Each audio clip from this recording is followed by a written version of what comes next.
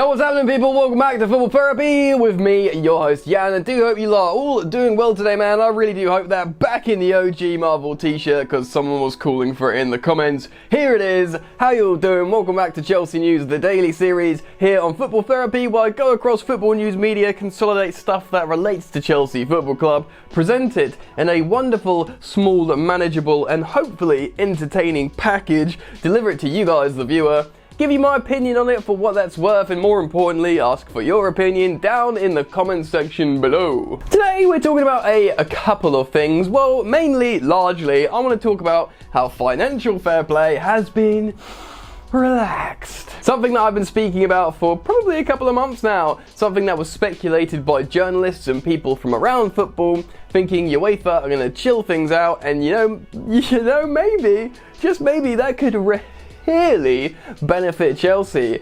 And I think Chelsea could be in to break football yet again. I'm going to go through the UEFA statement, read it out with you guys, and we're going to try and work it out together.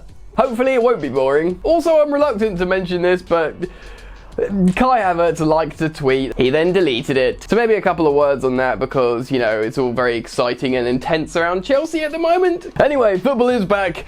Midweek games came back to the Premier League. It was incredibly exciting. Chelsea plays this weekend. This is the perfect opportunity for you there to download the OneFootball app. That's right, I'm delighted to team up with OneFootball again. The app, the platform, the website that gives you everything you'd ever need in regards to informative football stuff. News, stats, fixtures, results, transfer gossip, all of that stuff is on OneFootball. It don't cost you anything. Now's the perfect time to jump on that train. So do go check out OneFootball. There's a link in the top of the description. See that, you click that. Very, very exciting and superb and all the other positive things I could say. Alright, let's get into it. Right, before we try and crack open this UEFA can of worms, let's talk about Kai Havertz very quickly. We all know he's been heavily linked to Chelsea, and I did a video on him yesterday talking about how Bayern leverkusen might be forced to drop their sale price for him, or quoted transfer fee, if they do not qualify for the Champions League next season, essentially because they'll be tighter for cash. They want dinero. Is it dinero? Whatever. Anyway, young Kai has been active on social media. Someone commented, I believe, on a Chelsea post, announce Kai Havertz, to which Kai Havertz liked said tweet. Oh, exciting. Is he just trying to wind people up, like, you know, when Antoine Griezmann was pretty much saying, oh, I'm 60% going to Manchester United? I don't know what Kai Havertz is like as a professional or a player, or if this is his inclination to be a bit of a sort of, you know, tease on social media, but whatever. Point being, it's kind of fun and exciting. But anyway, it's kind of fun and exciting. But then again, I got excited when I saw Frank Lampard follow Dries Mertens on Instagram, and we all know how that ended. So it's just a little shout out to a social media happening. He probably knows, well, he'll definitely know about the links for Chelsea. Chelsea being heavily linked to him. Does he want to come? I don't know, maybe. Chelsea looks pretty cool. I think he's homies with Timo Werner. I think he's liked social media posts regarding Timo Werner to Chelsea. So maybe he thinks, I could jump on that train if Chelsea have the money to fork out for me, but I'm going to cost a lot of money. And would Chelsea be breaching financial fair play if they spend even more gargantuan amounts of cash? Seamless, Yannick. Absolutely seamless. Next story, the relaxation of financial fair play.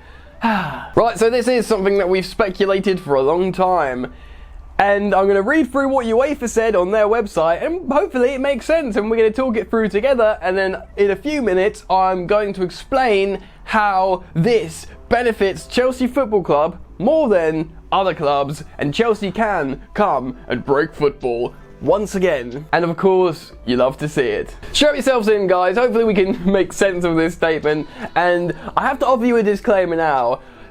You might think I'm smart, but I'm not that smart. So I'm going to have to try and work my way through this and kind of speculate and fill in some gaps myself, because hey, that's the football therapy way. Right, let's have a look at what they're saying. UEFA recommends harmonised end date next summer transfer window. Interesting.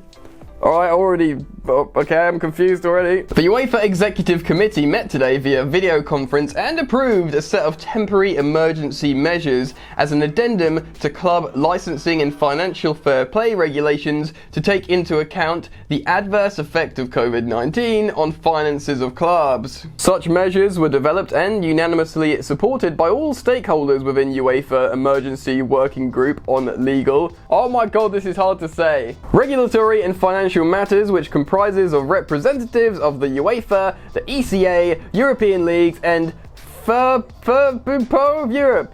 Ah, yes, that regulatory body that we all know and often talk about. So, what it's kind of saying so far is loads of governing bodies have sat together in a meeting on video conference and all agreed that, yes, we need to make changes, and they agreed unanimously. That's all we need to know. The new adopted emergency measures aim at providing flexibility while ensuring that clubs continue to fulfill their transfer and salary obligations on time, giving clubs more time to quantify and account for unanticipated losses of revenues, neutralising the adverse impact of the pandemic by allowing clubs to adjust the break-even calculation for revenue shortfalls reported in 2020 and 2021, while at the same time protecting the system from potential abuses. Right, I'm going to stop here. It goes on and talks about other stuff. Essentially, they're relaxing financial fair play. What they're doing is they're saying, look man, if you spend over your allowance, dude, that's cool. Stuff's gone on, this health pandemic has really damaged the footballing industry and we want to put some finances back into it. Please do some spending. Don't worry about breaching FFP in terms of paying your players, bringing in new players to the sort of economic capitalist structure which is the Premier League, because we want money back in it. And basically, it puts Chelsea in a very healthy and dominant position. This is something we've spoken about before. Right, what do we know? We know Chelsea are in a very healthy financial position regardless, because of the sales of Eden Hazard, because of the sale of, Morata. We bought Timo Werner for less than the amount of money we made on Morata. Only 1 million less, but still, mental. Absolutely mental. If Chelsea do recoup 130 million for Eden Hazard, even after buying Hakim Ziyech, they've got best part of 100 million left. Chelsea will of course generated revenue from winning Europa League, qualifying for the Champions League, getting out of the Champions League group. This all makes money, man. And the fact how they spent 2 windows not buying players. There's a whole host of reasons why they've generated revenue, but now you marry that situation with this relaxed financial fair play situation, and it creates a situation,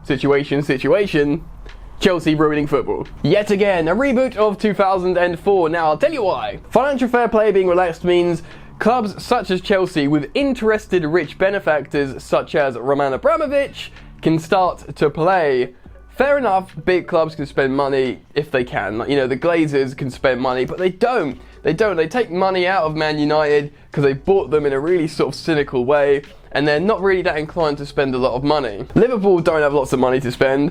When we know Arsenal and Tottenham do not have money to spend, Tottenham have taken a loan out with the Bank of England just to keep them afloat, paying wages and stuff. We know Arsenal's got no money. So who's left? Who is left? Manchester City. Yes, sure, they're in a similar position to Chelsea.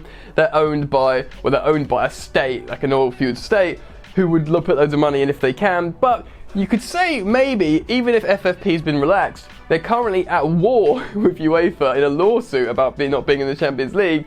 Maybe that's not the best time for them to flush loads of cash back into the club anyway. So where does that leave Chelsea with Roman Abramovich? Maybe, arguably, in a unique position that they can spend as much money as they want, maybe not as much as they want, but loads of money, freely, with no additional and external pressures, because FFP is relaxed, they're not in the legal battle with UEFA, they've got a rich benefactor like Roman Abramovich who can spend, who wants to spend. This really does leave Chelsea in a lovely, excellent, exciting position. And it's not just like 2004, because so much has changed since then. Clubs have spent a lot. Chelsea haven't spent a lot recently. They've built a foundation of academy players. There's a core feel-good factor there from Callum. We're just adding good players around them, which is overdue. So rival fans can't even really give us loads of grief about it. It's just a ruddy, wicked time. And I, for one, am loving it. I can't wait to see who Chelsea brings in next.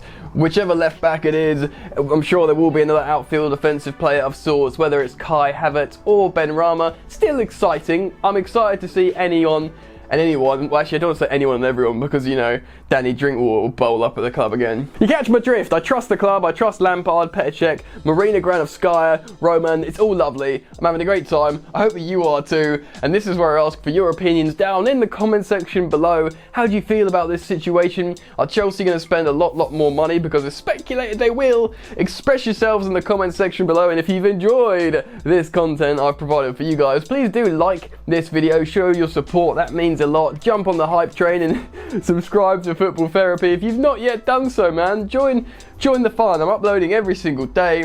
Of course, you are welcome to follow me on social media as well, at Football Yannick on both Instagram and Twitter. That's it from me, you lot. Enjoy the football that's happening very soon, and I'll see you later. You ain't so tough with that bad boy tuck. I'ma get it how I'm living, I'ma walk the walk. Outline my lines, I rap through thought. Body bag the verse, outlined in chalk. In my life seen trouble, hustle on the double. Silence on the trigger like my pick got a muzzle. Yo chick like to guzzle, bad boy stay in trouble. I only love this paper, sorry I don't. I laugh me baby.